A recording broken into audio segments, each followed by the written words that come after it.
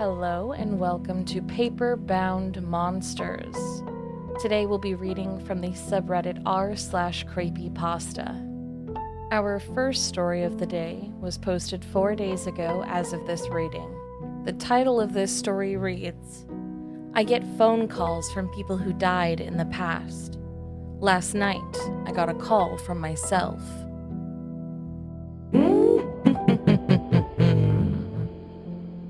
You know how people always joke about those stupid spam calls? Car warranties that don't exist? Well, I don't get those. I get calls from the past. I can talk to the people on the other end. At first, it was creepy talking to someone who died. And of course, I assumed it was a prank or something. But then I started to ask questions that only that person would know. And it turns out, it wasn't a prank. I talked to an American soldier who died during D-Day in World War II. He told me what his final moments were like. I talked to a child whose family's car crashed into a river. They'd been down there since the 70s. Sure enough, police found the car and the family still inside. It solved a decades-old mystery. The most recent one, I talked to a man from the 1930s. He says he jumped from a building when he lost everything during the Great Depression. The conversations we have are usually about what life is like now, and they tell me that they're at peace. I usually get 2 to 3 of these calls a week. I can never call the number back, and when it rings, it's my area code, followed by the year that they died. Well, last night I get a call with no number, just my screen blank. I answer and I hear what sounds like me saying 2, then nothing. I said, "Hello?" The voice replied, 2. "Who is this?" I asked again. The voice said, "There isn't much time left in the world." Then it hung up. Well, I got another call today, this morning, from the same blank screen. It said 2, then it said 0. I said, "Look, I can trace this number back." But it said again, 2, 0. Before the call ended, it had said 2, 0, and hung up. Just now, as I'm writing this, I got another call from the same blank number. This time it said 2030. It repeated this twice. And then it said 4 more. I don't know if it's saying that's when I die or what, but I'll keep you posted. The voice never responds or listens to me. 2030. Our next story was posted 3 months ago as of reading. Some trigger warnings for this next story. There is an attempt at taking one's life. Continue if you are comfortable. If you're not, please skip ahead about 4 minutes to pass the story. The title states, I shouldn't have answered that phone call.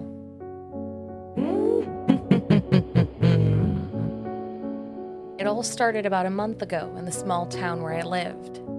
I was stuck in a dead-end job, the kind where you count the hours until you can go home, only to sit in silence and wait to go back. No passion, no purpose, just the money. One day a coworker asked if I watched the game last night. I ignored him. They don't pay me to talk, and honestly, he was part of why I hated that place. I didn't even know what I was doing anymore. I showed up, pressed the buttons they told me to, left when they said to leave. I would have rather churned water. At least then I'd feel something. That day, I decided that I wanted out.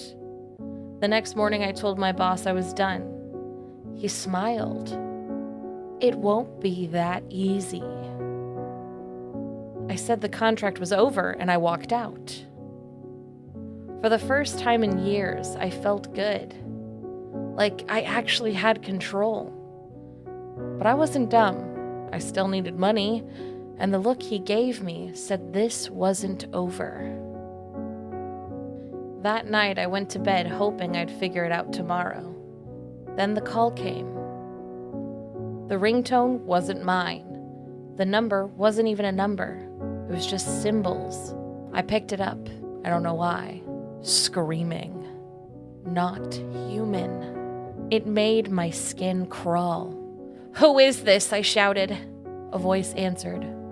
"Join us." I hung up, heart racing. Maybe a prank. Maybe my boss. Maybe that idiot from work. Next morning, I checked my call history. Nothing. No number. No missed calls. Nothing. I tried to move on, looked at job ads, went to sleep early that night. Then it rang again, louder this time, like it wasn't in the room. It was inside me. The same screaming, the same voice. "Help! Help!" I shouted, "What do you want?" It said, "Join us." I panicked, fight or flight. I threw the phone to the floor, and it shattered. I woke up late the next day. My phone had been my alarm, and now it was dead. Then I heard her voice outside. "Help! Help!" I looked out. Nothing. But I ran toward it anyway. Maybe I could help. Maybe there was money in it. The closer I got, the quieter it became. Then I blinked. I was back in bed. Same clothes, same shoes. Not a dream. Then I heard it again. At first just noise, then clear. "Join us." So I did. The next morning I stood on the roof of my building. This is it, I thought. One step, then another, then the last. I jumped, hoping it'd be quick, but it wasn't. I was still here, paralyzed, shattered, in pain beyond words, but I felt peace. Like closing your eyes after a long day. Blood poured out. People screamed. I didn't. I tried to tell them to help me finish it, but I couldn't speak. Everything dimmed, and right before it all went black, I smiled, then laughed quietly, but real. And that's how I got here. Are you happy now? This next story was posted 11 years ago as of reading. Trigger warning for readers, there are hints at domestic violence. If you'd like to skip this story, skip ahead roughly 4 minutes.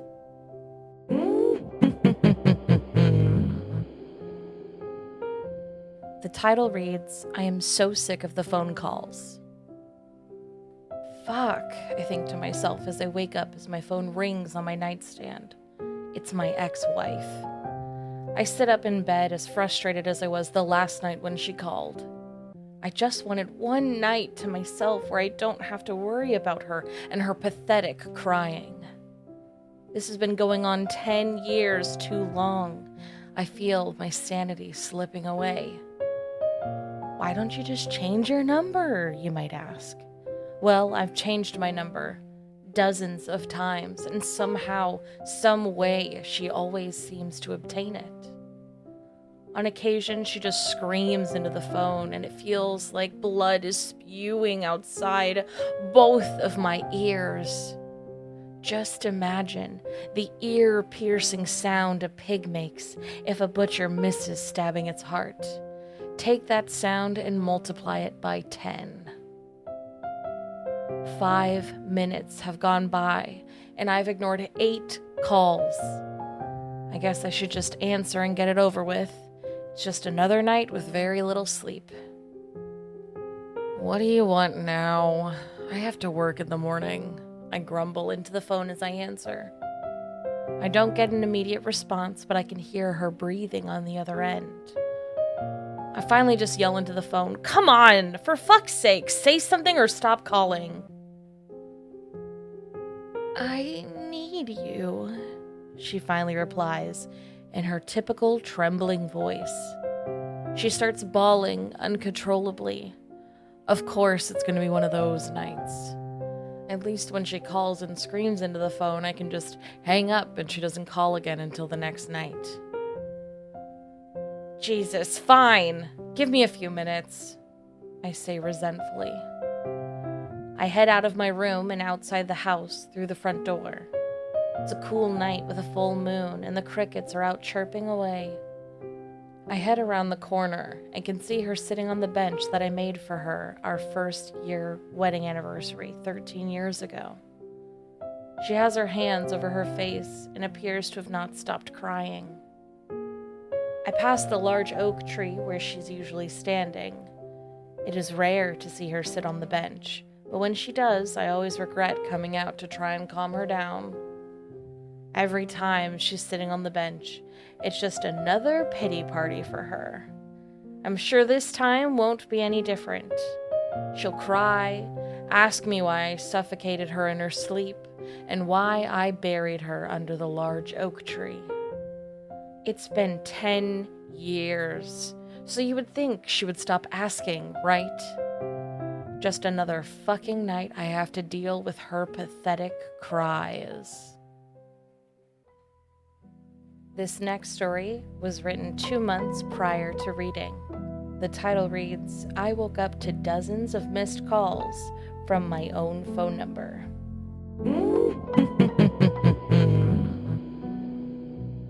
I'm not new to being jolted awake by my phone ringing at 12 a.m.